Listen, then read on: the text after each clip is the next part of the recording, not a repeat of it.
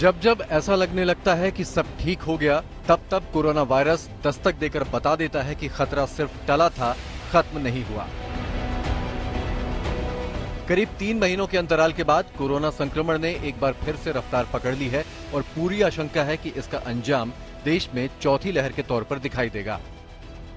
पिछले चंद रोज के संक्रमण के आंकड़े देखिए। 18 अप्रैल को देश भर में 1247 कोरोना संक्रमण के मामले सामने आए, जबकि 19 अप्रैल को 2067, 20 अप्रैल को 2380, 21 अप्रैल को 2451 और 22 अप्रैल को 2527 नए मरीज सामने आए।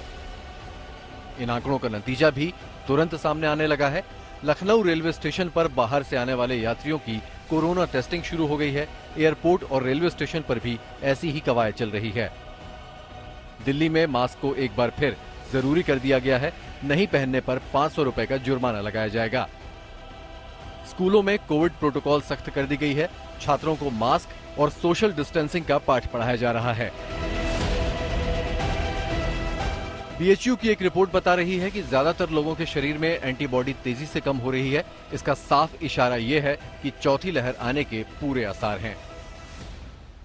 जब हम लोग तुरंत ही जनवरी के एंड में किए थे सर्वे, तो उस समय जो है हाइब्रिड इम्यूनिटी, जिसको हम बहुत हाई लेवल की इम्यूनिटी बोलते हैं, वो लगभग 50% में लोगों में थी, जो अब घट करके केवल 14% लोगों में रह गई है। तो ये क्योंकि हाइब्रिड इम्यूनिटी जो है वो किसी भी वायरस के किसी भी वेरिएंट को रोकने में सक्षम होती है, तो धीरे धीरे ये घट रही है। लेकिन अभी भी एक पर्याप्त मात्रा में लोगों के पास एंटीबॉडी है, लेकिन एक समय के बाद फिर ये और रिड्यूस होगी, जिससे कि हमको किसी आने वाली वेव के लिए तैयार रहना होगा। माना जा रहा है कि कोरोना के ज्यादातर नए मामले XE वेरिएंट के हैं। XE वेरिएंट कोरोना के ओमिक्रॉन वेरिएंट की 2 ब्रांच से मिलकर बना है। नया वेरिएंट अभी तक भारत, यूके, चीन और थाईलैंड में मिल चुका है। WHO के मुताबिक XE वेरिएंट अभी तक के सारे वेरिएंट से सबसे ज्यादा संक्रामक है। We just have to look at prevention, and having achieved so much, we shouldn't think that we have totally won over, because COVID is always view it as that repeatedly tries to recombine, and RNA virus have that nature. So we have to keep looking at experts for the guidance and go by what experts say.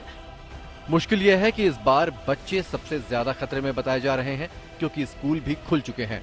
Delhi, Noida समेत देश भर के स्कूलों में बच्चों के संक्रमित होने की खबरें आ रही हैं, जबकि कोरोना वैक्सीन फिलहाल सिर्फ 12 साल से ज्यादा उम्र के बच्चों के लिए ही उपलब्ध है। आज तक ब्यूरो।